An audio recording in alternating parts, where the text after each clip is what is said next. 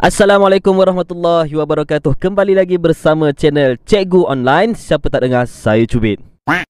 Bismillahirrahmanirrahim. Alhamdulillah, pada sebelum ini kita dah belajar tajuk beriman kepada malaikat, dan kita telah pun mengenal kejadian malaikat. Kemudian kita dah pun belajar tentang sifat-sifat malaikat. Jadi hari ini untuk sambung mata pelajaran Tauhid bagi tajuk beriman kepada malaikat, kita sambung tugas-tugas malaikat. Tugas-tugas malaikat. Setiap malaikat mempunyai tugas masing-masing yang dah ditentukan oleh Allah Ta'ala. Jumlah malaikat tu tak terkira banyaknya, memang sangat banyak.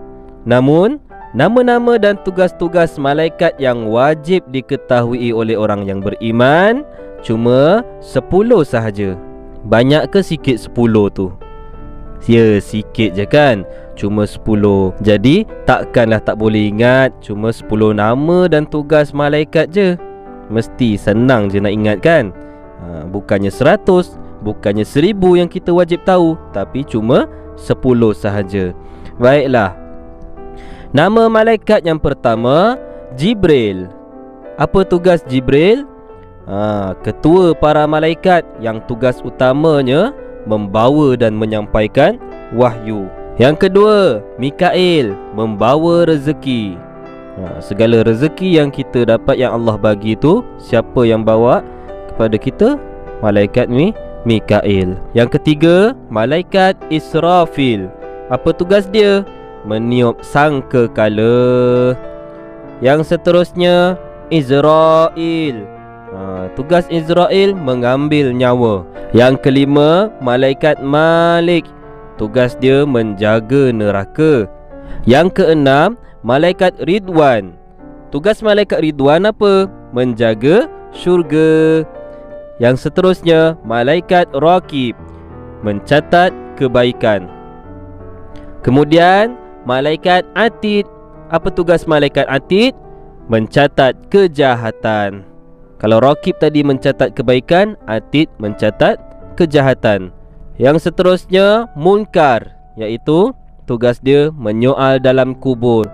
Yang terakhir, yang ke-10, Nakir, menyoal dalam kubur juga. Jadi tugas Munkar dan Nakir adalah sama, menyoal dalam kubur.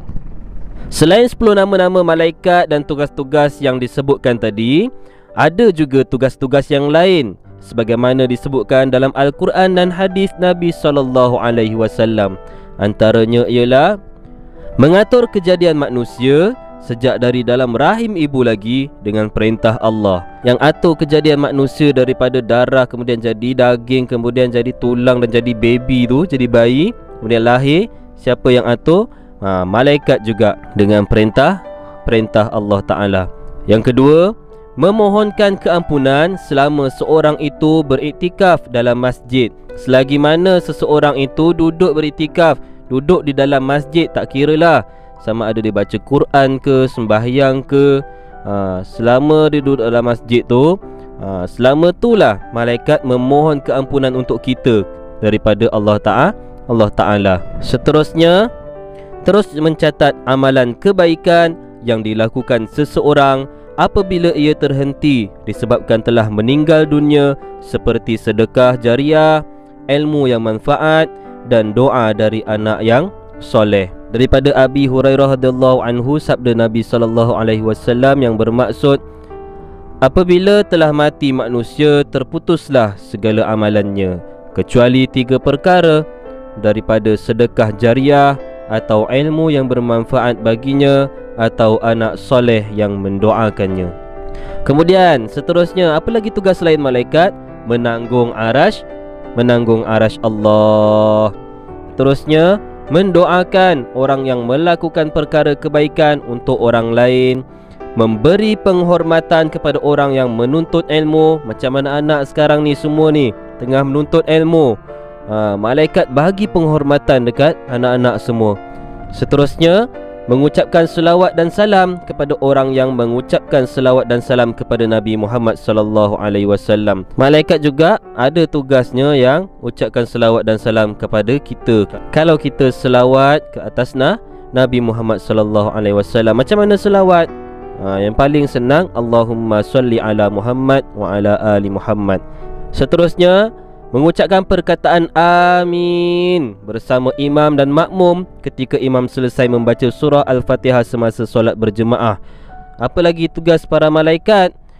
Menyaksikan orang yang sering datang bersolat jemaah di masjid atau di surau. Seterusnya, melaknat orang yang mengacu senjata kepada bukan musuh.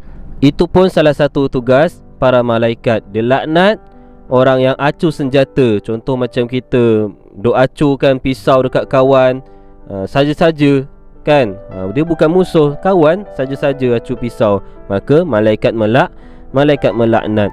Seterusnya, melaknat orang yang menyeksa haiwan. Itu pun tugas malaikat. Dia laknat orang yang seksa haiwan. Sedikit info untuk awak semua. Malaikat Jibril juga disebut di dalam Al-Quran dengan nama Ruhul Quddus dan Ruhul Amin. Bilangan malaikat yang ramai dapat diketahui daripada ayat Al-Quran dan hadis, iaitu firman Allah Ta'ala yang bermaksud bahkan mencukupi dalam pada itu, jika kamu bersabar dan bertakwa dan mereka musuh datang menyerang kamu dengan serta-merta, nescaya Allah Ta'ala membantu kamu dengan 5,000 malaikat yang bertanda masing-masing. Nampak tu? Itu yang Allah sebut dekat ayat surah Ali Imran ni, 5,000. Sebenarnya ada lebih lagi daripada 5,000 malaikat. Daripada Anas radhiyallahu anhu, sabda Nabi sallallahu alaihi wasallam yang bermaksud, sesungguhnya Baitul Ma'mur berada di langit yang ketujuh. Setiap hari ada 70,000 malaikat yang masuk solat di dalamnya. Kemudian apabila mereka telah masuk, maka mereka tidak akan keluar lagi. Malaikat dijadikan daripada cahaya, manusia daripada tanah, manakala jin daripada api. Baiklah, untuk hari ini kita belajar sampai sini je dulu. InsyaAllah kita akan sambung pembelajaran kita pada episod seterusnya. Jangan lupa untuk like, share kepada kawan-kawan yang lain supaya sama-sama kita dapat manfaat. Jangan lupa tekan subscribe, kemudian tekan sekali loceng supaya awak semua tidak ketinggalan untuk pembelajaran yang seterusnya selepas ini. Assalamualaikum warahmatullahi wabarakatuh.